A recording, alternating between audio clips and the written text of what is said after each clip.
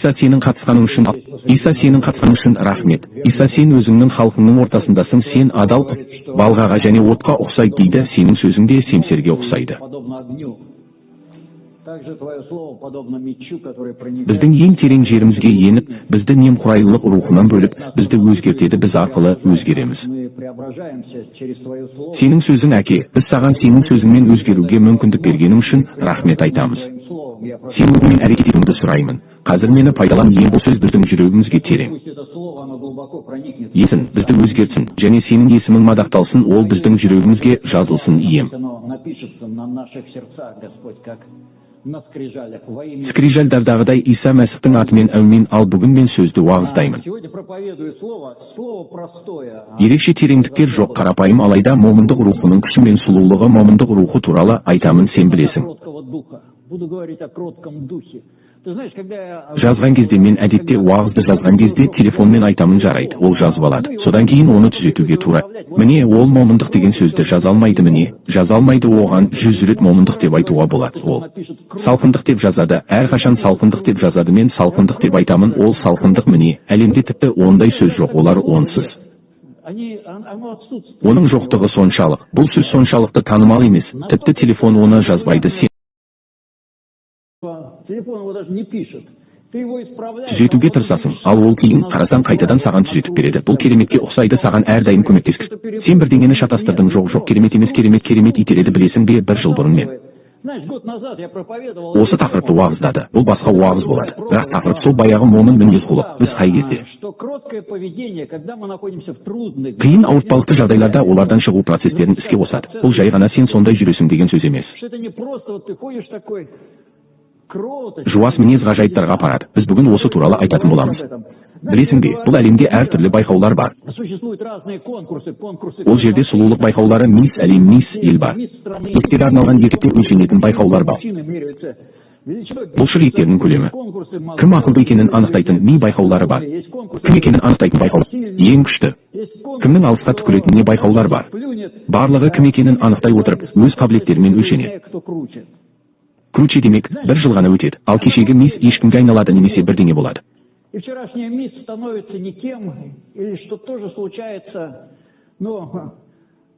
Бірақ жарайды, бұл туралы айтпайық, білесің бе, 10-20 жыл өткенде бұрынғы мисс екенін кім еске түсіреді?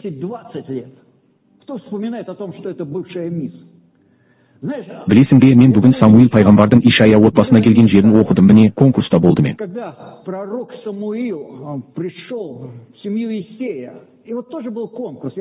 Меніңше, Құдайда да жүректердің сұлулық конкурстары бар. Бірақ ол кім екенін білесің бе, анықтайды. Короче, және естей, әрине өздерінің 7 ұлын қойды, оның 8 ұлы болды. Ол 7-ін қойды, айтады, біреу міндетті түрде Илияс, әрине Илияс пайғамбар келіп айтады, жоқ. Басқа шама жоқ, бәрін тексердім, жоқ, ол басқа деді, жоқ, кімді тағы ол. Айтады, иә бар, бірақ оны жоқ, ол жерде қой бағып жүр дейді, міне, оны осында алып кел, ол келмейінше біз отырмаймыз. Бар, Дәуіт келгенде оған май құйылады. Ол патшалыққа майланады, ешкім күтпеді, ешкім оны күтпеді.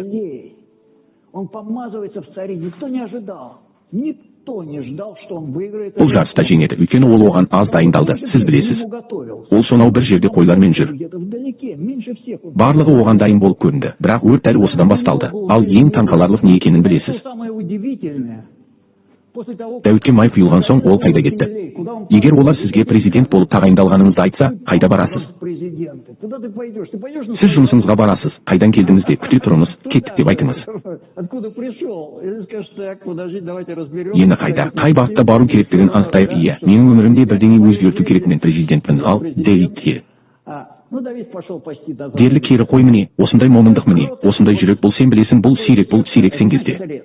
Айтты, сен патшасың, ол келе жатыр, және қой бағып жүр, менің жағдайымды білесің бе, мен Мәскеуде шамамен 8 жыл бұрын балалар фотостудиясында жұмыс істедім.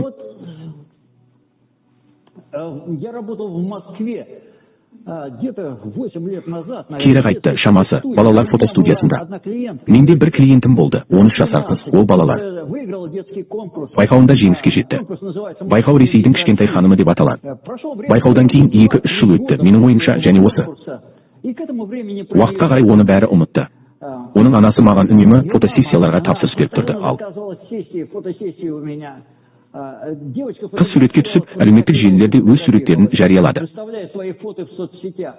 Қараңыздар, бұл мен ғой, мен ханыммын білесіз бе, бірақ бұл ешкімге қажет емес еді. Қызық топта басқа мисс, басқа қыздар болды білесің бе, біз онымен танысқанда қыс еді. Кездестік, оның пальтосы жыртық екен, мен тіке қарасам, үлкен тесік байқалады, мен ойлаймын, ол қалай жүреді осылай. Сонымен адамдардың ақшаға қатты мұқтаж екені көрініп тұрды, ақшаға қатты мұқтаж, тіпті жаңа пальто сатып алуға оның қандай да бір өлшемі сай емес, және үлкендеу әрі жыртық еді, мен ойлаймын, біз онымен қанша рет кездестік. Ол үнемі осы пальтомен жүрді, мен ойлаймын, бұл бір түрлі. Мәскеуде әдетте бұлай өмір сүрмейді, бірақ осылай көрінеді. Олардың ақшаға қатты мұқтаж екені білінеді білесің бе. Бұл Мәскеудің қақ ортасында, Лубянкадағы студия еді. Өте қымбат, мен орталықтан алыстау жерлердегі студияларда түсірілімге түсуге кеңес бердім, және мен ол жаққа келіп, оны тиын тебенге түсірдім. Ал кейін ақша алуды мүлдем доғардым, жай ғана келіп түсіретінін білесің бе біз. Біршама жақсы араласып кеттік, мен тегін жұмыс істедім, ал анасы оған әртүрлі. Студияларда әртүрлі киімдер мен фотосессиядан фотосессияға тапсырыс берді білесің бе. Ол қызға ешкім мән бермейтін болды, Олимпте басқа арулар болды, анасы мен қызының бар күштерімен өздеріне назар аудартуға тырысқаны көрініп тұрды. Айналасындағының бәрі қайтадан жанданып, фотографтардың әберге түсіп, журнал редакторларының өз журналдарына фото жариялауды ұсынып қоңырау шала бастауын қалады бір. Егер олар маған осы фотосессиялардың барлығынан бір фотосуретті көрсеткеннен кейін, оны қандай да бір журналға орналастыруға мүмкіндік болды. Журналдың қалай аталғанын есіме түсіре алмаймын, қандай да бір жылтырауықта бәрібір оны орналастырды, жарайды, не тұрды тыңдашы. Фотосуретті журналға салумен онда оның 10 шақты фотосессиясын әртүрлі студияларда түсірдім. Бірдеңе сонда оларды жұбаты, осымен білесің бе, мен оған қарап түсіндім, міне. Даңққа тәуелділік бар, олар асыға іздеген назара, бұл білесің бе. Осындай сен қарағанда адамдар мұны іздейді. Даңқты іздеу мен даңқты болудың екі бөлек нәрсе екенін білесің. Екі бөлек нәрсе. Даңқ іздеген адамдардың көрінісі өте аянышты. Ал аянышты көрініс. Менде білесің бе, әрдайым оларға бір аяу сезімі болатын. Мен не істеп жатқанымды түсіндім бе, осы пайдасыз жұмысты. Олар кезекті фотосессияға тапсырыс бергенде, мен оларға бәрін тастаңыздар дегім келетін. Осыны тастаңыздар, қанша уақыт осымен айналысуға болады. Бірақ білесің бе, мен оларды бақытсыз еткім келмеді. Мен оған келісіп түсіріп істедім. Білесің бе, олар бар күштерімен осы адамдық даңқты іздеді, бірақ ол олардан теріс айналып кетті, бір күні жай ғана теріс бұрылды, және бұл анасы мен қызы шаршаған, тастанды, олардан қалған нәрсеге жармасып қалған сияқты көрінді. Қайтып келмес болып кетті, және ешқашан қайтып келмейді білесің бе. Іс бір күні олар қоңырау шалуды тоқтатқанымен аяқталды, мүмкін. Олар мұны түсінген шығар, мүмкін фотографты ауыстырған шығар, бәрі менің кесірімнен деп шешкен шығар, мүмкін олар бірдеңені өзгерткен шығар, білесің бе. Бұл трагедия болды, мен бұл жараланған өзімшілдік трагедиясына қарадым, бүгін шіркеуде үйретеді. Өзімшілдікке ал өзіңді жақсы көр. Сен кереметсің. Сен ұлсың, осының бәрінен білесің бе, саған айтарым бар, трагедия. Трагедия, өйткені Құдай тәкаппарларға қарсы тұрады, және осының бәрінен кейін трагедия болмай қоймайды. Нарциссист адам әрқашан ренжітеді. Бірақ біз маусымды қабылдауды үйренуіміз керек. Құдай біздің жүрегімізбен жұмыс істейтін, мақтаныштан арылтып, бойымызда кішіпейілділікті дамытатын, және момындық білесіз бе, міне рухани заң, мен оның бәрі біз қарсы тұратындай етіп жасалғанын түсіндім. Біз қарсымыз ол күшейе түседі, қозғалу қиындай түседі, ал біз оны қабылдаймыз, ол өзгере бастайды, бізді өзгертеді, және жағдай өзгере бастайды. Білесіз бе, бұл қыз мен оның анасы бұрынғы даңқын тастап, тағы бір нәрсе істеу керек еді. Осы қызды өткенге жай ғана жабысып қалмай, байыпты түрде дамыту керек. Әсіресе қыз өсіп кетті, ол бұрынғыдай емес. 10 жастағыдай демек, олар үшін бұл жоғалту қасірет болды, бірақ үшін.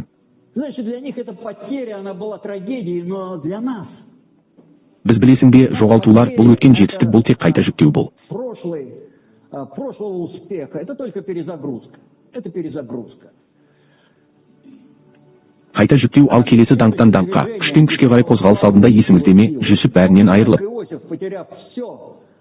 Түрмеге түскенде, ол өз жүрегіндегі түрме камерасымен келіскенде, оның өмірі бірден қозғала бастады. Есіңізде ме, ол шарап жасаушының түсін шешіп, оған, 3 күннен кейін сен фараонға шарап құясың, мені есіне ал деді. Шарап жасаушы мені ұмытпа, менің бекер отырғанымды, айт, және жазылған шарап жасаушы ұмытып кетті, ұмытуға бола ма? Ұмыту керек еді, бірақ ұмыттым, және Иосиф тағы 2 жылға осы камерада қалады, білесің бе, ол қалады. Шығу үшін қарсыласып жатты, өз жағдайына ол бостандыққа шыққысы келді. Адамдарды пайдаланып, өз дарынын пайдаланып, ештеңе шықпады, бірақ ол жағдайды жіберіп, кілемшелерді іліп қойғаннан кейін. Қабырғалардағы фотосуреттер, ал әнем, ием, мен осы камерада да бақытты боламын, өйткені сен менімен біргесің деді. Сен менімен біргесің, мен мұнда бақытты боламын. Келесі күні есік қағылып, Жүсіп Перғауынға сені берейік деді. Және ол бұл камераға ешқашан оралмады. Камераның есіктерін білесің бе?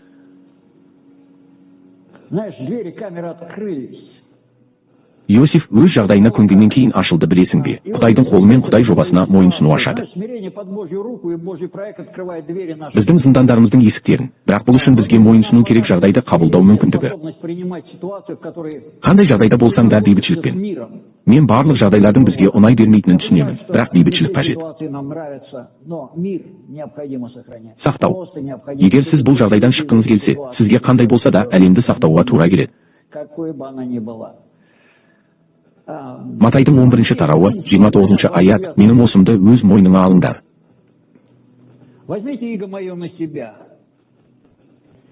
Және менен үйреніңдер, өйткені мен жуаспын, және жүрегім кішіпейіл, сонда жандарыңа тыныштық табасыңдар.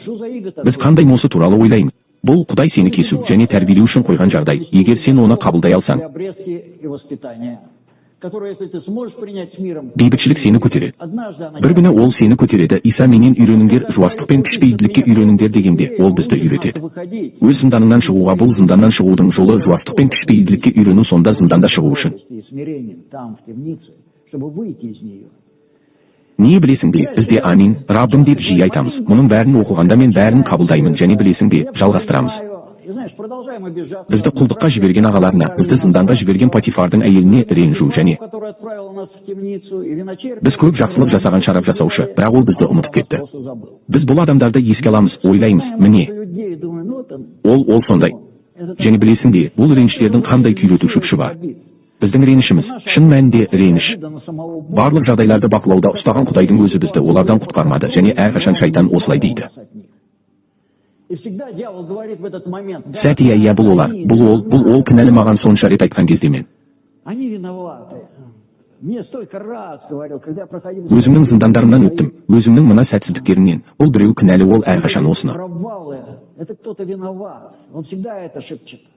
Сыбырлайды сенің Құдайың, басқа оның сенің Құдайың ештеңені бақыламайды, жақсы білесің бе. Егер біз шайтаны осы өтірігін бірге жоққа шығарсақ, адамдарға деген ренішпен және қазіргі уақыттағы жағдайды қабылдасақ, біздің назарымыз өзгереді, біз қарай бастаймыз.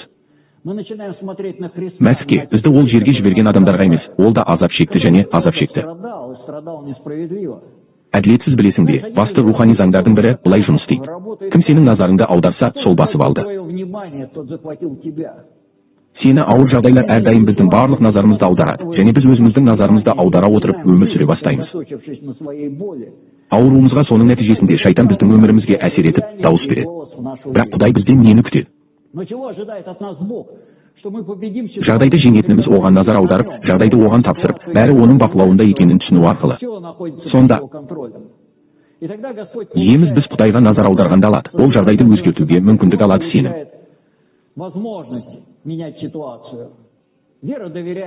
Сенім артады, сенім күтеді, сенім мойындайды, сен байқадың ба? Барлық әлеуметтік желілер сенің назарыңды аулаумен айналысады. Саған көз тастауым үшін неге сен оларға керексің, олардың ролигін тоқтатып бастағаннан кейін. Тыңдасаң, олар ықпалға ие болады, міне, YouTube тағы шорттарда бірнеше сағат және сен түсінесің. на Ютубе, и ты понимаешь, ты опустошен. Сен босап қалдың, сені тонап кетті, және сен тіпті байқамадың да сенен күш алынды. У тебя увели силу, помазание.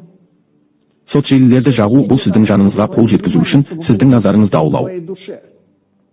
Оны жарнама арқылы басқару үшін. Бірақ бұл әлемде бір нәрсе, бірақ ол бізді басқара бастағанда.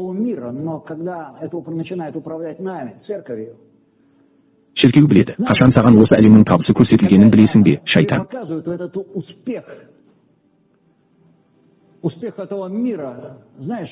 Менің ойымша, ол біздің жүрегімізге қызғаныш себуге тырысады. Асaf сияқты, ол 72-ші жырда нені қарады? Дүниеде болып жатыр, және ол бекерге осылай өмір сүріп жатқан жоқ па деді. Қолдар мүмкін менде осылай өмір сүруді бастауым керек. Сен білесің, қызғаныш сенің бойында қызғаныш сезімін ояту ол әрқашан шайтанның ісі. Сенің жаныңа сөйлейді, мынаны қараңыз, ол сіздің назарыңызды басқа біреудің жетістігіне аударуға тырысады, және бұл қашан табысқа жетеді, ол сіздің назарыңызды аударады, және леверидж алады. Трансформация процестері бізде бола бастайды. Біз назарымызды аударған адамның бейнесіне айналамыз, және жиірек. Барлық шайтанға бұл сәтті болады, тән құмарлығы, көз құмарлығы сағат сияқты жұмыс істейді, дәл сияқты. Сағаттар дүние ғана емес, оның фильмдерімен, бағдарламаларымен және одан шыққан барлық нәрселермен басып алынған шіркеу адамдары да оның құндылықтарын қабылдап, оның бейнесіне айналады, және керісінше, егер біздің назарымыз Мәсіхпен, оның сөзімен аударылса, біз Исаның бейнесіне айналамыз. Мәсіх мен 2 Коринтіктерге арналған 3 тараудың 18 өлеңін оқып жатырмын, және біз бәріміз ашық. Беттермен айнадағыдай көреміз. Менде заманауи аударма бар. Мен көбінесе заманауи тілде оқитын боламын. Айнадағыдай угу аудармасында беті жабық күйде айнадағыдай көреміз.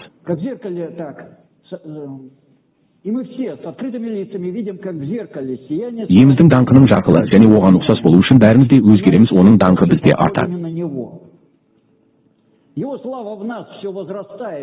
Өйткені ол иемізден шыққан, ал ол рух, егер біз рухтан шыққан нәрсені қарап, тыңдап тұрсақ, рухани болатынымызды түсінесіз бе?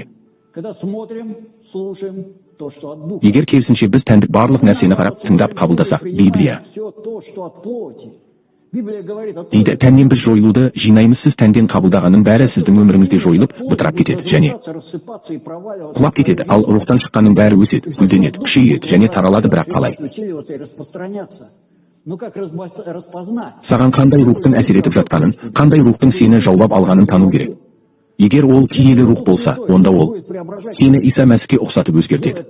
Мұны қалай көруге болады? Сен ұқсайсың ба, жоқ па? Енді Галаттықтарға назар аударайық. 5 тарау, 22-25 аяттар. Рухтың жемісі сүйіспеншілік, қуаныш, бейбітшілік, шыдамдылық, мейірімділік, жақсылық, яғни рақымдылық, сенім, жуастық, ұстамдылық. Бірақ мұндайларға заң жоқ, бірақ Мәсіхке тиесілілер құмарлық пен зұлымдықпен бірге тәнді шегеледі. Егер біз өмір сүрсек рухта, онда біз рух бойынша әрекет етуіміз керек. Егер сіздің назарыңыз дұрыс жерде болса, онда сізге рух әсер етеді. И показателем этого будут плоды, жемісі болуы керек махаббат, бейбітшілік, қуаныш, мейірімділік, рақымдылық, сенім, жұмсақтық.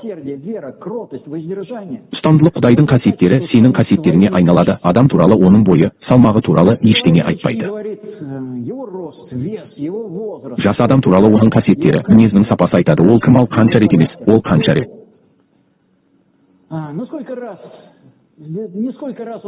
Шіркеуге барды, ол бірнеше уағыз тыңдады, бірнеше рет айтты. Білесіз бе, бұл қастандықты Мәсіхтің қаны бар. Адамдар мұны қастандық ретінде пайдаланады, мен қараймын да, Мәсіхтің қаны деп ойлаймын, сосын не? Мәсіхтің қаны, ия. Не білесіз бе, мұның бәрі аз әсер етеді. Сен кімсің, ол кім, бұл адам кім?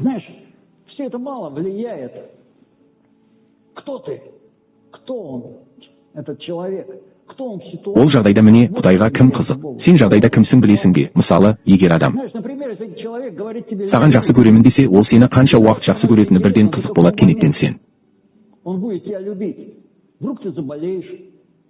ауырып қаласың, вдруг обничаешь, ал егер басқа біреу ақылдырақ, жақсырақ, әдемірек, байрақ пайда болса, білесің бе, егер Адамда адалдық деген қасиет болмаса, оның барлық сүйіспеншілігі бір сәтте сатқындыққа айналады, яғни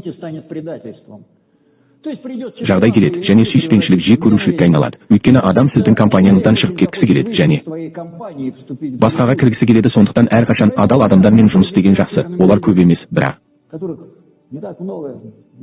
олар бар, білесің бе, қасында қалатын адамдармен, өйткені олар адал.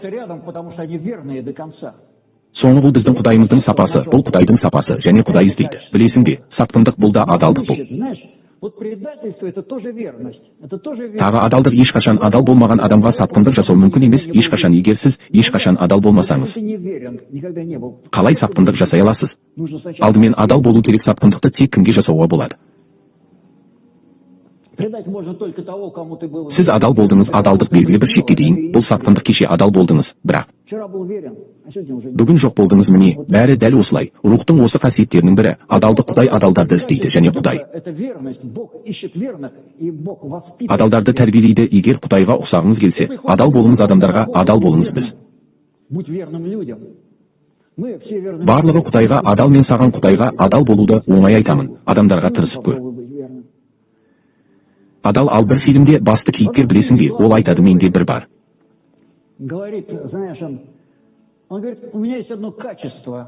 Қасиет қанша сатсаң да мен қиын сәтте көмекке келемін. Міне, адалдық деген осы. Міне, бұл да. Адалдық. Осы уағызға дайындалып жатқанда мен өзімнің жазба кітапшама жазып алдым.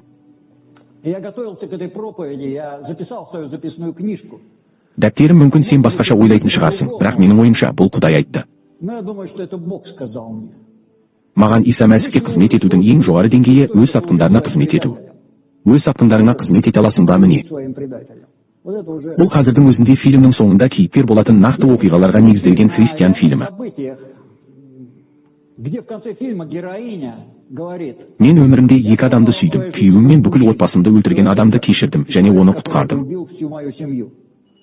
Өлімнен бұл мәсіхшілер болды. Сүйіспеншілік осылай көрсетіледі.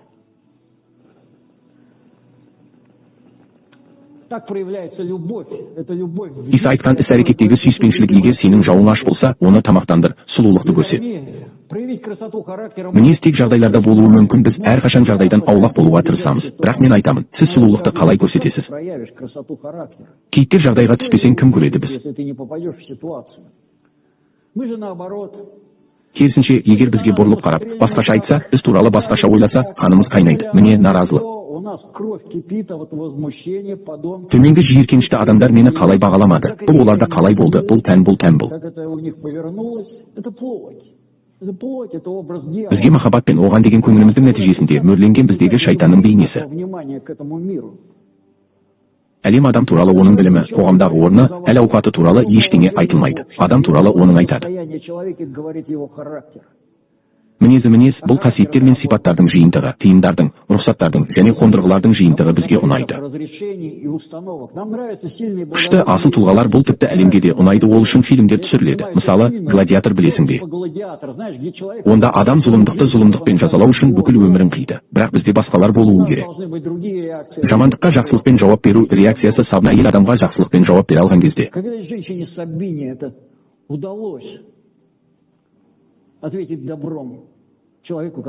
оның бүкіл отбасын өлтірген бұл адамдағы Мәсіхтің көрінісі. Сыртқы түрі.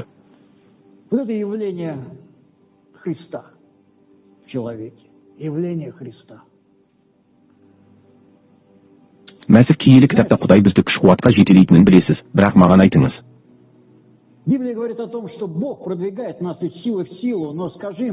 Маған адаммен не істеу керек? Егер ештеңе болмаса, Құдай адамы жоқ. Міне ішінде сапа жоқ, не беру керек?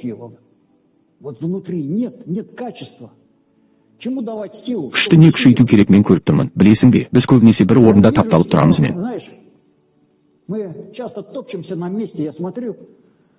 қарап тұрып, адамның бір орында тапталып тұрғанын көремін. Сапа жоқ, оның көп болуы мүмкін. Білесің бе? Діни әурешілік, бірақ сапа жоқ, және бәрі адам бір орында тұр. Егер ол зұлымдыққа зұлымдықпен жауап берсе, онда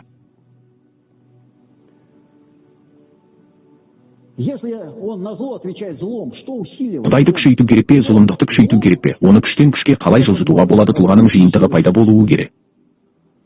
У личности должен появиться набор качеств, Құдай которые күшейтетін қасиеттер осылайша біз күштен күшке өтеміз ал. Так мы продвигаемся из силы в силу, а если в нас Егер бізде махаббат, бейбітшілік, адалдық қасиеттері болмаса, онда нені күшейту керек тұлға қайда?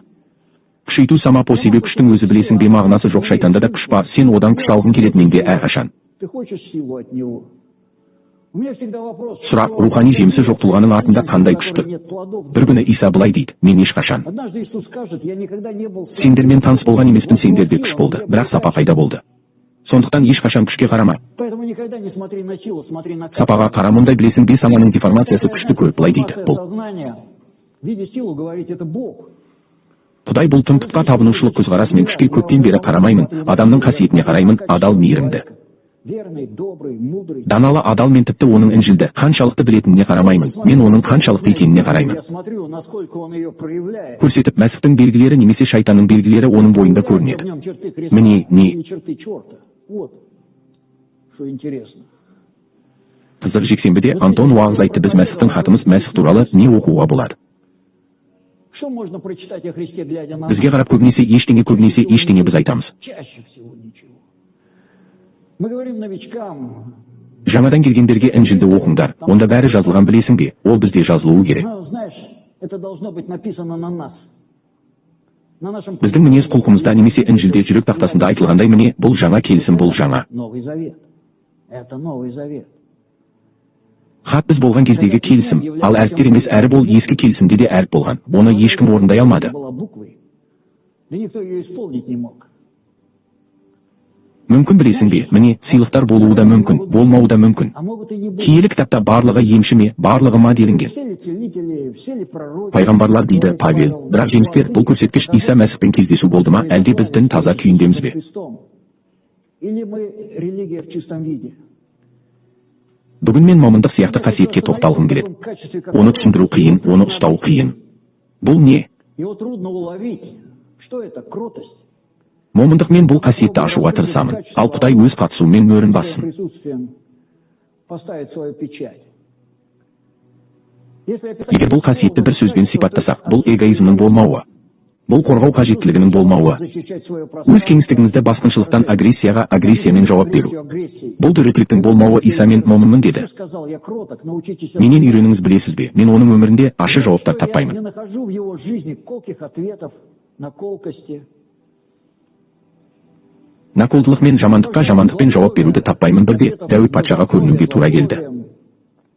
Однажды царю Давиду пришлось проявить кротость. Жуастық Дәуіттің жуастықпен әрекет еткен бұл жағдайы оны жеңіске жеткізді. Дәуіттің ұлы Әбсалом қашан Когда сын Давида Авесалом восстал оған қарсы көтеріліп, әскер жинап, Иерусалимге бет алды. Дәуіт егер ол қалада қалса, бұл оған әкелетінін түсінеді. это повлечет за собой Қан төгілу, және ол өзінің кеңістігін қорғамауға шешім қабылдайды. Қала ол шегінуге шешім қабылдайды. Он решает отступить. Бұл тарихты сипаттай отырып, киелі кітап Дәуіттің артынан діни қызметкер Афар Садок келісім сандығын алып шықты дейді. Дәуіт жалаң аяқ жүрді. Патшалық киімдерін шешіп, бүкіл халық басын жауып, онымен бірге жүрді және жылады. Дәуіт Әбиатарға қайта дейді. Қаланы сандыққа сал. Егер Құдай рақымды болса, Дәуіт мені қайтарады. Әділдікті Құдайдың қолына тапсырады, қалдырады. Сенімді қабырғалар. Ол Құдай маған мейірімді болса, мені қалаға қайтарады дейді. Содан кейін Шимей есімді адам шығып, оны қорлайды, балағаттайды, лаймен суғарады. Ал тайпа жиені. Дәуіт әбесі Саруяның ұлы, ол иттің басын бер дейді. Дәуіт оны таста дейді. Бұл Құдай бұйырды. Оған екінші патшалықтың 16-шы тарауы, 11-13 аяттар Дәуіт әбесі мен барлық қызметшілерге айтты. Өзінің егер менің ұрпағымнан шыққан ұлым менің жанымды іздесе, соғұрлым Вениамин ұлы оны қалдырыңыз. Қарғасын, өйткені жаратқан ие оған бұйырды. Мүмкін жаратқан ие менің қорлығыма назар аударып, жаратқан ие маған қайтарады. Қазіргі қарғау үшін, жақсылықпен Құдайдың қарғау үшін, жақсылықпен қайтаратынына үміттене қара. Сен қашанда бол. Сені қараған кезде солай ойладың ба? Құдай саған қайтаруды шешті ме? Білесің бе қандай?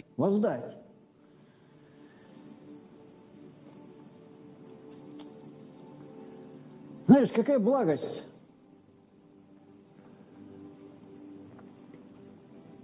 Жақсылық сені қарғаған кезде білесің бе, бұл Құдай сені жай ғана суғарады. Знаешь, это Бог поливает просто тебя навозом. Көңмен жақсы өсу үшін, және біз ойлаймыз, білесің бе, менде күш болса, мен сені жаншып тастар едім, мен. И мы думаем, знаешь, была бы у меня сила, я бы раздавил тебя сильнее. Сені жай ғана езіп тастар едім, иә, күш жоқ, сондықтан шыдаймын, міне, бұл жұмыс істемейді. Дәуіт пен оның адамдары өздерінің. Ал арқылы Шимохай оның жағынан таудың шетімен жүріп, қарғап, оған тастар лақтырды. Оның жағына және шаңдауды рухани болды. Ол Шимохайдың қарғауы оған төмендеуге мүмкіндік беретінін түсінді. Қайту Құдайдың алдындағы момындықты көрсету үшін кетіңіз. Дәуіт Шимохайға жауап бермейді, бірақ оның оған жауап беруге күші бар. Шимохай зұлымдықпен оны кісі өлтіруші қанағыш деп атайды. Және мұнда білесіз бе, Дәуітке Ахитофелдің Дәуіттің ең жақсы кеңесшісі және досы Авесалом жағына өткені хабарланады. Және мұнда Дәуіт ең қысқа дұғаны айтады: ием менің кеңесімді бұзды. Хитофела және Құдай оны естіді. Дәуіт Авесалом кеңестерді тыңдата түсінді. Ахитофела оған аман қалу мүмкін емес. Енді Дәуіт тағы бір кеңесші Хусейнді жіберіп, Авесаломға кеңесші бол дейді. Және басқа кеңес бер. Және Ахитофелдің Дәуітті қалай жеңу керектігі туралы кеңесі одан әрі не болады? Қабылданбайды. Авесалом үшін тұзақ болған Хусейннің кеңесі қабылданады, ал Хитофел әдеттегідей. Саптың барып өзін дарға асты, білесің бе? Құдай, мен Құдайдың жай ғана жағдайға кіріп қайталатынын көріп тұрмын. Енді міне, майланған адам жүрегіне қиындық туды. Ақыр соңында араласамын. Сол жерде Авесаломды басып тастаймын. Ол Алланың атымен ант етемін. Бірақ Құдай Дәуітке көрініс арқылы процесті бастауға мүмкіндік береді. Құдайдың сапасын көрсету арқылы момындық, Семейге жауап бермеу және әрекет ету арқылы.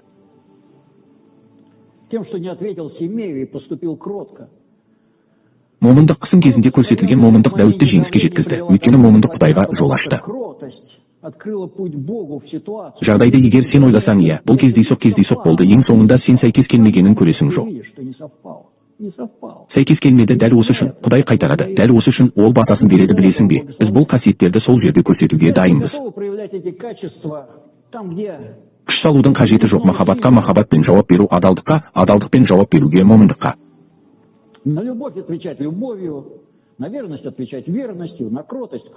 Жуас мінезділікпен. Бірақ Иса бізді жек көруге қарсы сүйіспеншілікпен, опасыздыққа адалдықпен жауап береді. Осылай жазылған. Біздің Құдайымыз туралы тіпті біз адал болмаған кезде де ол адал. Тимофейге 2 тарау 13 тармақ. Егер біз адал болмасақ, ол адал болып қала береді. Өйткені ол өзін өзгерте алмайды.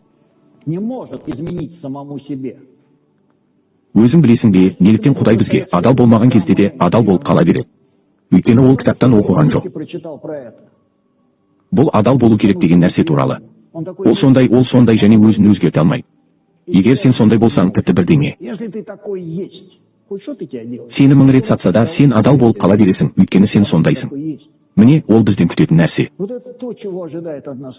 Иисус ол әрі бол бәрібір біздің тәнімізге айналады, білесің бе? Тағы бір осындай.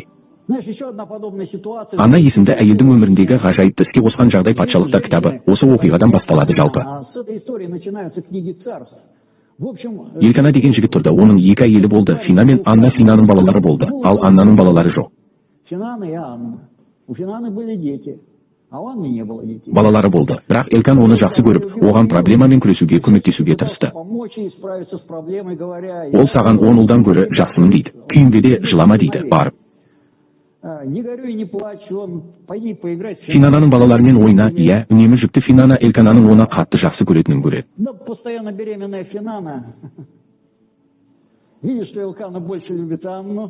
Анна оның қайғысына жағдай жасады. Содан кейін ол жылап, тамақ ішпеді. Елкана жыл сайын діндар жігіт болды. Әйелдері мен балаларын киелі шатырға құрбандық шалуға әкелді, және бір күні Анна бала үшін дұға етті. Ал діни қызметкер Ильяс мұны байқады. Содан кейін мен бірінші патшаны, бірінші тарауды, 13-ші, 17-ші тармақты оқыдым, және ханна жүрегінде айтқандай. Ерні ғана қимылдады, және оның дауысы естілмеді, немесе Ильяс оны мас деп санап, оған Ильяс егер сен болсаң деді. Мас болсаң шараптан айық. Білесің бе, мұнда Анна жарылып, менің аяғым деп айтып кете алатын еді.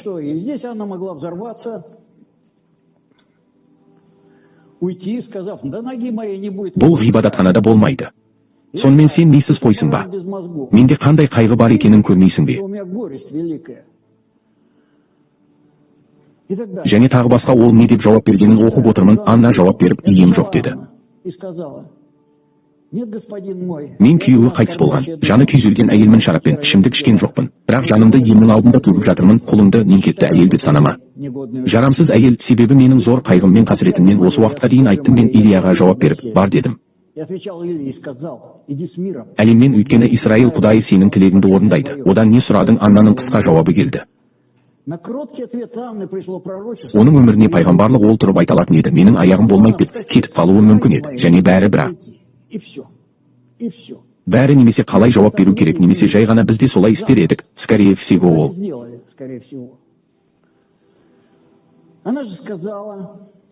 Айтты, ал бірінші патшалықтар, бірінші патшалық, бірінші тарау 18-20 аят. Ол болса, құлың сенің көз алдында мейірім тапсын деді. Және ол өз жолымен жүріп жеді. Және оның жүзі бұрынғыдай емес еді.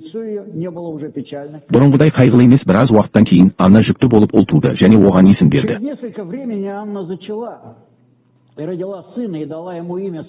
Самуил жаратқан иеден сөйлеген үшін мен одан сұрадым. Тағы да байқаңдар, момын жауап бердім. Керемет процесті осыдан бастадым. Момындық күші бар, ал одан әрі дұғада ол дұға еткенде, бұл бірінші патшалық, екінші тарау, үшінші тарау. Ол әлдеқашан босанған кездегі өлең, және Аннаның бұл әні емізге ол айтады, немен сөздерді көбейтпе.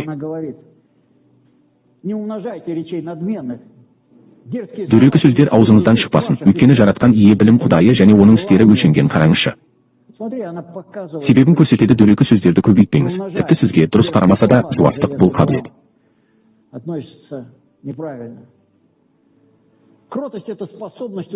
Шегіну қабілеті, тыңдау қабілеті, өзіңдікінде тұрмау қабілеті жоқ.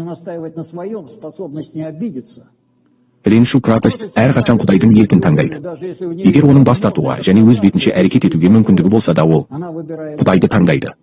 Кратость бұл сенім, ол өзінің сенімнен гөрі Құдайға көбірек сенеді. Қалауларына біз ішкі диалогтарымызға аз көңіл бөлеміз. Ол жерде не болып жатыр? Біздің жүрегіміз сөйлеседі. Сіз назар аударасыз ба? Мен 6 жылдай бұрын өзімнің ішкі идеологияларыма назар аудара бастадым. Ол жерде не айтады? Мен оны бақылай бастадым. Біз әдетте бұған назар аударамыз, бірақ Інжіл Құдайдың осы ішкі идеологияларды еститінін айтады. Фарисей және салық жинаушылар ғибадатханада тұрды. Парызшы салықшыға қарап, жүрегінде былай деді: қандай жақсы жаратқан, мен бұл адам сияқты емеспін. Мен ораза ұстаймын, шіркеуге барамын және ондықты төлеймін. Міне, білесің бе, менің байқағаным, парызшы салықшының қандай екенін бәріне айтуға барған жоқ. Ол мүлдем үндемеді. Ол мына салықшыға қараңдар деуге барған жоқ. Қажет емес. Жүректегі диалог. Жүректегі осы жеткілікті болды. Жазылғандай, Құдайға бұл диалог ұнамады. Және салықшы парызшыдан гөрі ақталған болып кетті. Білесің бе, біз жүректің жұмсақтығын жасай аламыз. Бұл тек Құдай ғана көріп, еститін нәрсе. Біз жасай аламыз. Сыртта адамдардың алдында кішіпейілділік пен момындықты ойнау, бірақ Құдай жүректі біледі, және біздің дұрыс нәтижесінде. Дұрыс сыртқы мінез қолық, бірақ жүректің дұрыс емес күйі біз. Екі жүзді болып кетеміз, және Құдай біздің екі жүзділігімізді көреді. 2 Коринтіктерге 6 тарау 4.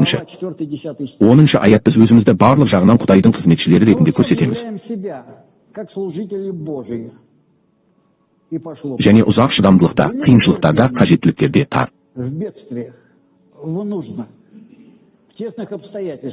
Жағдайларда, соққылар астында, зындандарда, қуғындарда, еңбектерде, сергектіктерде, оразаларда, тазалықта.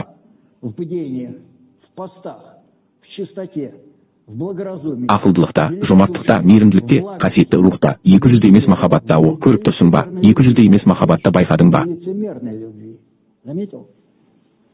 Яғни, сіз сырттай жақсы көре аласыз, бірақ іштей Құдайдың құдіреті мен шындық сөзіндегі диалогтарды естиді. в слове истины, в силе Божьей, с оружием правды. Ақиқаттың қаруымен оңды солды ақиқат, абырой мен намыс, қорлау мен мақтау, біз құрметке ие болдық. Нас почитают обманщиками. Алдамшы, бірақ біз адалбыз, біз белгісіз, бірақ біз өлі болып саналамыз, бірақ біз тіріміз, біз жазаланамыз, бірақ біз емеспіз. Нас наказывают, но мы не умираем. Біз өлеміз, біз қайғырамыз, бірақ біз әрқашан бақыттымыз, біз кедейміз, бірақ біз көпті байымыз, бізде бәрінен басқа ештеңе жоқ. Мы ничего не имеем, но всем обладаем. Ие болу мен байқадым. Өмір сүруге қарамастан, жағдайға қарамастан, сіз ренжідіңіз, және сіз. Тебя огорчают, а ты радуешься. Қуаныңыз, қараңызшы, жаңа өсиет қызметі қалай көрінсе де, жамандыққа жауап беру үшін жақсылық жасаудан тұрады. Как бы оно ни выглядело, и не проявлялось. Біздің өмірімізде көрінбеді, біз жаңа өсиеттің қызметі деп ойлаймыз. Бұл әндерді айтып отырып тыңдау.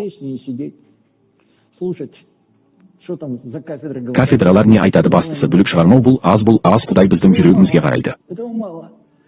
Бог смотрит на наши сердца, на наши поступки. Істерімізге білесің бе, барлық жағдайдан момындықсыз өту мүмкін емес. Невозможно быть служителем. Жаңа өсиеттің қызметшісі болу мүлдем мүмкін емес. Менің ойымша, Исаның Гефсиманиядағы күресі. Иисуса в Гефсимании это Бұл оның жүрегінде осы 12 легион періштелерді шақырып, бәрін Қарабақтыға дейін тарату мүмкіндігімен күресті. и разнести там все к чертовой бабушке. Мүмкін болғанын бәрін тарату, немесе әкенің қалағанын қабылдау, жауап берме, сенде күш болғанда. Не ответь, когда у тебя есть сила ответить. Жауап беру міне Ишая 50-ші тарау 6-шы өлеңіндегі момындық көрінеді. Исайя 50 глава, 6 стих. Мен бұл адамдарға мені жоғалтуға, сақалымнан шашымды жұлуға рұқсат етемін. Бетімді олардың жаман сөздерінен жасырмаймын және түкіру, білесің бе, біз киелі кітапты оқып, басқа адамдарды тыңдау арқылы Құдайды біле алмаймыз. Бізге ол туралы айтып береді. Бұл теориялар, бірақ тану Құдаймен бірге бір нәрсені бастан өткерген жерден басталады және момындықсыз дұрыс өту мүмкін емес. Сондықтан момындық Құдайды тану күші, ал ең үлкен қателік. Құдаймен қарым-қатынас құру кезінде жасауға болатын нәрсе, Құдай адамдармен қарым-қатынасымызға аз көңіл бөледі деп ойлаумен. Айтарым, оның адамдармен қарым-қатынасымызға көңіл бөлетіні. Тіпті жүрегінде де мен. Мен әрдайым оны бақылауға тырысамын, өйткені ол күңкілдейді. Жүрек, білесің бе, сыртыңнан өзіңді қалай ұстау керектігін білесің. Жүрек ол жасырылған, оны ешкім көрмейді, бірақ Құдай бәрін көреді. Ал білесің бе, Анна діни қызметкер Илияның әділетсіздігіне жауап бермеді, және оған құрметпен жауап берді. Құдай оны құрметтеді. Оның салық жинаушы мен парызы туралы аңызында Құдай бізге біздің Құдаймен қарым-қатынасымыз оразаға, дұғаға байланысты деп ойлайтынымызды түсіндіреді. Інжілді зерттеуден, ондықтан бұл әрине иә, бұл қажет. Бірақ егер бізде адамдарға немқұрайлы қарым-қатынас болса, адамдар үшін мұның бәрі ештеңеге тұрмайды, жай ғана ештеңе. Мен саған рухани принципін айтайын. Серпіліс алдында сен Дәуіт тапсыр, басқа адамдар тапсырған. Саған қай жерде тапсыру керек болады? Емтихан, момындық таныту керек, сонда Құдай сені көтереді. Сондықтан саған қашан әділетсіздік жасағанда, сені әділетсіз ғайбаттағанда, айыптағанда саған тиісті. Назар аудармағанда ойлан. Мүмкін сен серпіліс алдында емтихандасың. Кім біледі? Бұл емтихан. Саған әділетсіздік жасағанда, сені сыйламағанда не істеу керек? Дұрыс жауап көрсету. Вопрос на этом экзамене такой: что делать, когда к тебе несправедливы, когда тебя не уважают? Правильный ответ: проявить кротость. Момындық Яхуда Исаны тұтқындағандарды әкелгенде, Иса оны дос деп атаған жоқ. Привел тех, кто арестовал Иисуса, Иисус назвал его другом. Иса өзіне қарсы кішкене агрессияны көрсетпей, шәкірттеріне төтеп беруге тура келетін 3 азапты сәт туралы айтады. Аман қалыңыз, бұл опасыздыққа ұшырайды, түкіріп өлтіріледі, және оны кез келген уақытта тоқтату үшін барлық мүмкіндіктермен Иса мұны істемейді. Ол Иса өзін ұстай отырып, және оған жол бермеу арқылы жеңді.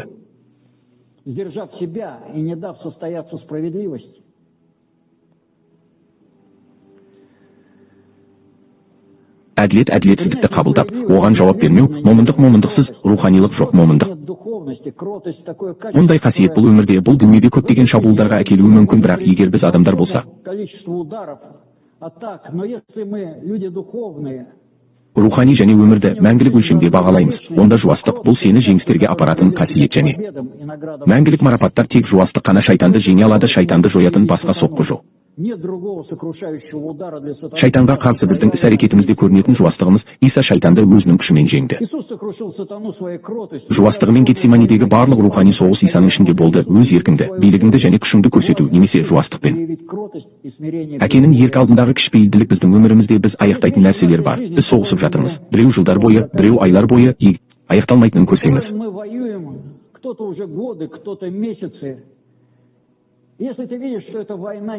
Аяқталады. Сірә, сен Құдайдың еркімен соғысып жатырсың. Және сен бұл соғыстан жеңімпаз болып шығып, Құдайдың еркін жеңе аласың.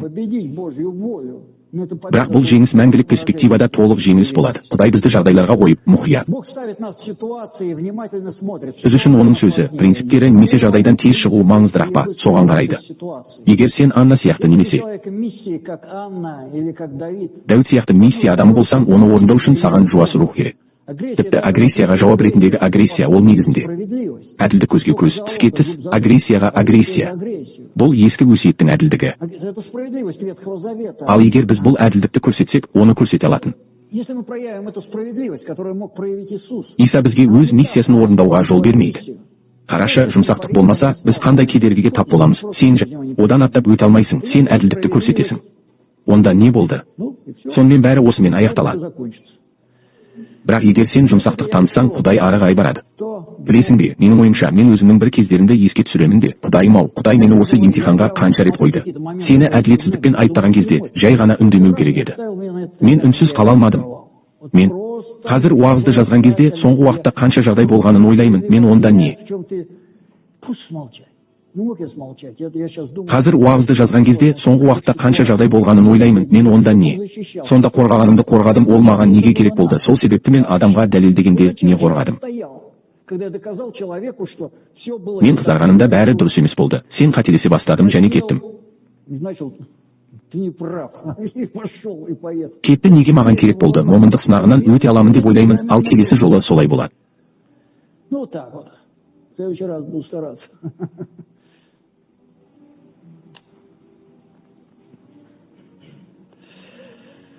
Білесіз бе, мұндай жағдайда біз ешқашан Жүсіп сияқты емтихандардан өте алмас едік.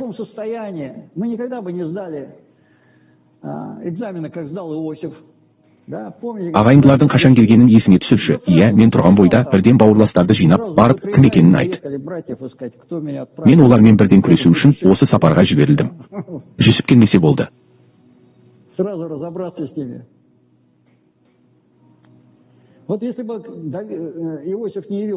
Саул екі рет оның қолына түскенде, ол Дәуітке берген тапсырмасын орындай алмас еді.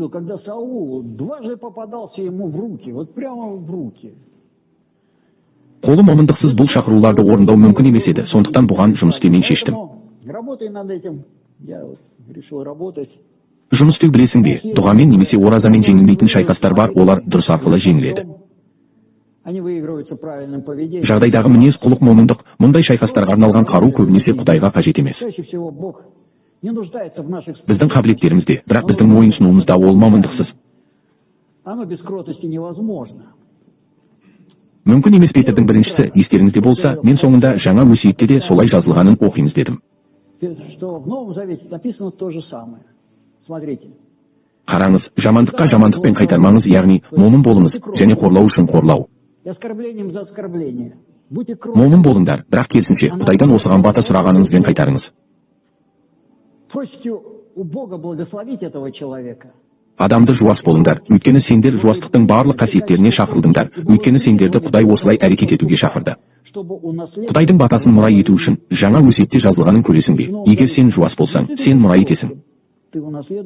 Бата ал, егер олай болмаса, сен әділдікті дәлелдейсің, бәрі мұң бәрі екенін біледі. Әділетсіз және сен әділ болып қаласың, баталу әлдеқайда жақсы. Иә, енді сен Құдайдың ауруларға, жағдайларға не үшін жол беретінін көресің бе? Бұл аурулар саған әрекет етуге мүмкіндік беру үшін. Дұрыс және бата процесін бастау жуас рух, бұл жол, және батаның себебі әумин әумин.